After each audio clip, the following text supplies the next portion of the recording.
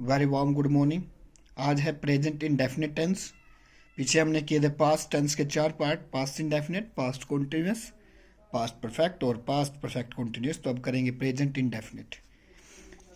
ये वर्तमान काल होता है जिस वाक्य के अंत में ता है, ते है, ती है या लगा लीजिए हैबिट है, सामान्य घटना है, जैसे वह जाता है, वह खाता है, वह पीता है, वह नहाता है। हैबिट है, वह डेली वे स्कूल जाता है। ठीक है, उसमें उसको हम प्रेजेंट इंडेफिनिट टेंस मानते हैं। उसकी पहचान मैंने आपको बताई है, जिस वाक्य के अंत में ता है, ते है, ती है। और मैंने लिखा भी है सामान्य घटना के लिए, सार्वभौमिक सत्य यानी यूनिवर्सल ट्रूथ के लिए, आदत के लिए यानी हैबिचुअल एक्शन के लिए, डेली रूटीन के लिए, उनके लिए इनको मानते हैं प्रेजेंट इंडेफिनिट टेंस। अब सिंपल सेंटेंस का रूल सुनिए क्या होता है, साधारण वाक्य का, अफर्मेटिव का। यदि सब्जेक्ट एक वचन हो यानी सिंगुलर हो तो वर्ब की फर्स्ट फॉर्म एस और ई एस, हमेशा ही एस और ई एस वर्ब की फर्स्ट फॉर्म के साथ लगेंगे। और जब लगेंगे जब हमारा सब्जेक्ट एक वचन होगा। एक वचन सब्जेक्ट कौन से होते हैं? ही, सी, इट, किसी का नाम हो गया जैसे राम, श्याम, सन। ठीक है, ऐसे सब्जेक्ट क्या हो? एक वचन हो। मैं बार बार जोर सब्जेक्ट पर दे रहा हूँ। सब्जेक्ट होना चाहिए सिंगुलर यानी एक वचन होना चाहिए। रूल क्या होगा?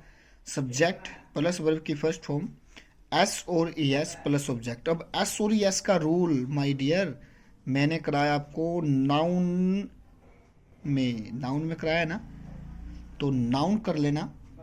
नाउन में मैंने आपको कराया है कि नाउन एस किसके साथ लगेगा, ई एस किसके साथ लगेगा। तो नाउन का चैप्टर एक बार जरूर रिवाइज करना, आपके चैनल पे है, हमारे डीजल माना चैनल पर है नाउन का, उसमें देखना आप। अब जैसे इसका पहला एग्जाम्पल है, वह एक पत्थर लिखता है। सब्जेक्ट है वह कहते हैं ही होता है सिंगुलर। ही क्या होता है? सिंगुलर। और राइट होता है वर्ब की पोस्ट, उसके साथ क्या लग गया? S, writes a letter. He writes a letter. और मैंने बताया है वर्ब की फर्स्ट फॉर्म एस और ई एस। सूर्य पूर्व में निकलता है, वैसे भी ये यूनिवर्सल ट्रूथ है। यूनिवर्सल ट्रूथ के लिए मैंने आपको बताया है, सार्वभौमिक सत्य के लिए फिर भी बता देता हूँ। द सन एक सिंगुलर है। राइज वर्ब की फर्स्ट फॉर्म है, तो rises in the east, in the east. माता जी रामायण पढ़ती है।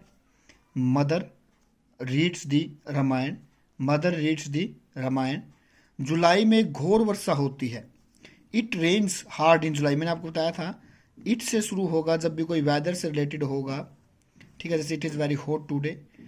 ठीक है, तो इस प्रकार से आप सिंगुलर सब्जेक्ट के साथ एस और एस लगाते हैं। अब रूल नंबर टू क्या है?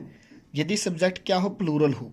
प्लूरल का मतलब बहुवचन हो, जैसे आई, वी, यू, दे, या एक से ज़्यादा हो गया जैसे दीज। ठीक है, जैसे हो गया चिल्ड्रन। ठीक है, तो इस प्रकार से सब्जेक्ट प्लस वर्ब की फर्स्ट फॉर्म और ऑब्जेक्ट, तो वर्ब की फर्स्ट फॉर्म लगती है और एस और यस नहीं लगता जब सब्जेक्ट क्या हो? प्लूरल हो। जैसे कुत्ते भौंकते हैं, डॉग्स बार्क। अब डॉग्स बार्क। हम खाना खाते हैं, वी ईट फूड। वी क्या है? बहुवचन है। ईट क्या? वर्ब की फर्स्ट फॉर्म, एस और यस नहीं लगेगा। मैं हॉकी खेलता हूँ, I play hockey, I play hockey. इस प्रकार से आप कर सकते हैं। जैसे वे दौड़ते हैं, तो आप बना सकते हो दे रन। ठीक है, तो ये था सारा आपका पॉजिटिव का। अब बात करते हैं नेगेटिव की, नकारात्मक सेंटेंस की। नकारात्मक के लिए भी मैंने यही बनाया है कि यदि सब्जेक्ट सिंगुलर हो और यदि सब्जेक्ट प्लूरल हो। सिंगुलर में कौन? ही, सी, इट, नेम, और आई, वी, यू, दे। प्लूरल में देखिए जब सब्जेक्ट सिंगुलर होगा माय डियर, तब नकारात्मक के साथ डज नॉट। सब्जेक्ट क्या होगा? सिंगुलर। और जब सब्जेक्ट होगा प्लूरल तब क्या लगेगा? Do not. तब क्या लगेगा? Do not. तब क्या लगेगा? Do not. मेरे जैसे अब देखिए नकारात्मक में रूल तो वही रहेगा, सब्जेक्ट के बाद डज नॉट, वर्ब की फर्स्ट फॉर्म ऐश्वर्या। सब देखिए जब नेगेटिव सेंटेंस होगा ओनली वर्ब की फर्स्ट फॉर्म लगेगी। लेकिन रूल क्या है? सिर्फ आपको रूल ये देखना, सब्जेक्ट सिंगुलर है तो डज नॉट, प्लूरल है तो डू नॉट। इसलिए मैंने डिफरेंस में बनाए हैं। वह प्रतिदिन स्नान नहीं करता है, he does not take bath every day. He singular है, डज नॉट लग गया, वर्ब की फर्स्ट फॉर्म है बाथ एवरी डे। राधा अपना पाठ याद नहीं करती, Radha does not learn her lesson. मेरे भाई क्रेडिट कार्ड नहीं रखता, my brother does not have credit card, does not have credit card. मेरे दोस्त मुझे पत्र नहीं लिखते, माई फ्रेंड्स बहुवचन हो गया, do not write letter to me, write letter to me. वे अस्पताल नहीं जाते, they do not go to hospital. वे देर से नहीं उठते, they do not rise late. या उनके पास टाइम नहीं है, they do not have time. ठीक है, इस प्रकार से आप इनको कर सकते हैं। बार बार प्रैक्टिस कीजिए और प्रैक्टिस से ही आएंगे, विदाउट प्रैक्टिस नहीं आएंगे। नेक्स्ट है आपका यूज ऑफ नेवर। देखिए नेगेटिव के मैंने दो रूल कराए हैं कि एक नोट का होता है, एक नेवर का भी। इसमें नेवर का यूज सीख लीजिए। जब नेवर लगता है तब do not, does not, do not और डज नॉट का प्रयोग नहीं होता। जैसे मैं लिखा है सब्जेक्ट प्लस नेवर। यदि सब्जेक्ट सिंगुलर है तो वर्ब की फर्स्ट फॉर्म एस और यस, यदि प्लूरल है तो एस और यस नहीं लगेगा, ये आपको पता ही है। वैसे भी प्लूरल के साथ एस और यस नहीं लगेगा। तो वह लड़का कभी पतंग नहीं उड़ाता, boy never flies the kite. वह झूठ कभी नहीं बोलता, ही नेवर टेल्स ए लाई। पिताजी कॉफ़ी नहीं पीते, फादर नेवर टेक्स कॉफ़ी।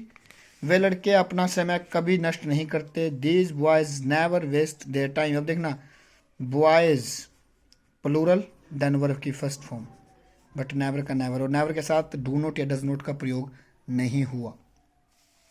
ऐसे इंटारोगेटिव हैं कि पहले लगेंगे आपको पता क्या से होने वाले वाक्य, जैसे क्या वह चावल पकाती है, डज सी कुक। आप पता ही लग गया होगा डज किसके साथ लगेगा, सब्जेक्ट सिंगुलर के साथ, और प्लूरल के साथ क्या लगेगा, डू। इसलिए मैंने लिख दिया है क्या वह चावल पकाती है, डज सी कुक राइस। क्या तुम्हारी माता जी तुम्हें कहानियाँ सुनाती है, does your mother tell you story. अब देखना इंटारोगेटिव इसलिए यहाँ पे वर्ब की फर्स्ट फॉर्म है। ठीक है, ऐसे ही यहाँ पे प्लूरल के लिए do plus subject plus verb की फर्स्ट फॉर्म। क्या वे सदैव सत्य बोलते हैं, do they always speak the truth. क्या तुम अब सोते हो, डू यू स्लीप नाउ। क्या मैं घर जाता हूँ, डू आई गो होम।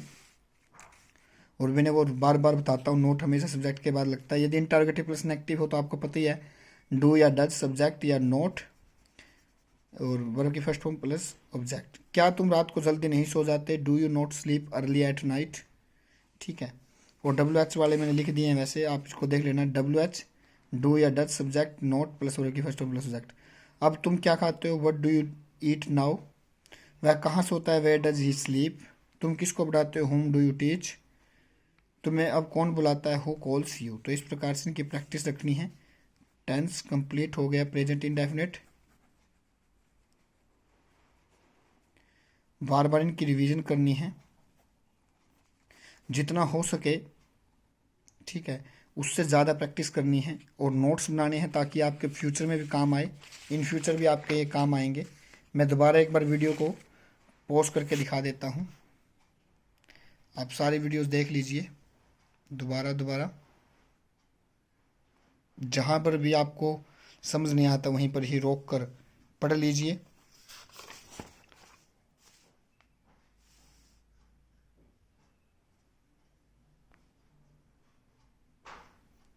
और कोरोना से बच के रहें, सेफ रहें। All the best.